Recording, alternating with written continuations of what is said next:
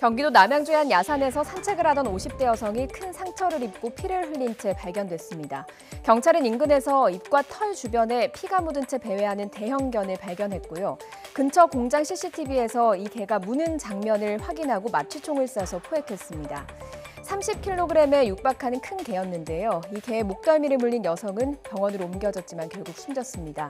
지인의 공장에 방문을 했다가 변을 당한 겁니다. 주변에 개 사육장이 있었지만 농장 주인은 처음 보는 개다 이렇게 이야기를 했습니다.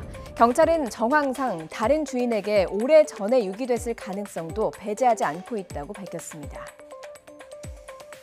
개물림 사고가 잦아지면서 주인은 맹견에 입마개와 목줄을 채워야 외출을 할 수 있습니다.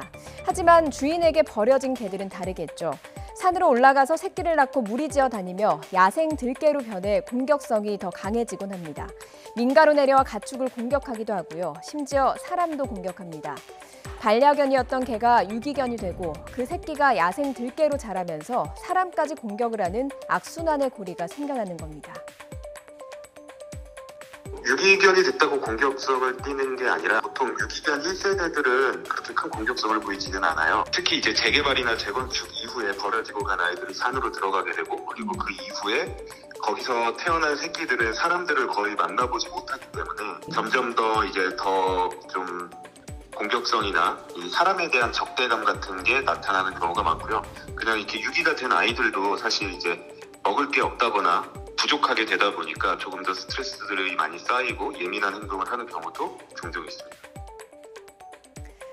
산책하거나 길을 지나가다가 배회하는 개들과 마주칠 수 있습니다. 또 이유 없이 개가 쫓아올 수 있겠죠. 이럴 때는 어떻게 해야 할까요? 전문가에게 직접 물어봤습니다. 먼저 도망가선 안 됩니다. 작은 행동이 자극을 줘서 위협이 될 만한 상황으로 바뀔 수 있기 때문입니다. 전문가는 최대한 움직이지 말고 눈을 쳐다보지 말라 이렇게 조언을 했습니다. 그래도 공격을 하려고 한다면 조금은 다르게 대처를 해야 합니다.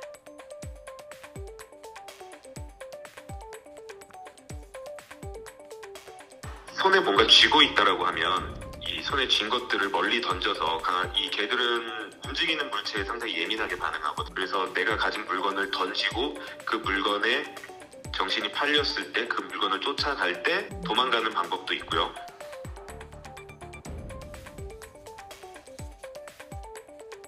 우리 몸에서 가장 중요한 부분인 얼굴과 목 부분을 팔로 가리고 이렇게 최대한 몸을 쪼그려서 큰 소리로 외치면서 도움을 요청하는 게 좋아요. 목 뒤로 깍지를 끼고 그리고 고개를 최대한 배 쪽으로 웅크리고 그리고 팔로 목 쪽을 보호하고 아예 군뱅이처럼 땅에 엎드린 다음에 도움을 요청하는 게 좋습니다. 그게 가장 최선의 방법이에요. 전문가는 큰 들개를 만나면 사람들이 겁부터 먹기 때문에 사실 이렇게 대처하는 것이 쉽지는 않은 일이라고 했습니다. 그래서 최대한 개를 자극하지 않는 게 중요하다는 걸 명심해야 한다고 강조하고 있습니다. 또 무엇보다 급증하는 유기견으로부터 국민을 보호하는 정부와 지자체의 체계적인 대책 마련도 시급해 보입니다.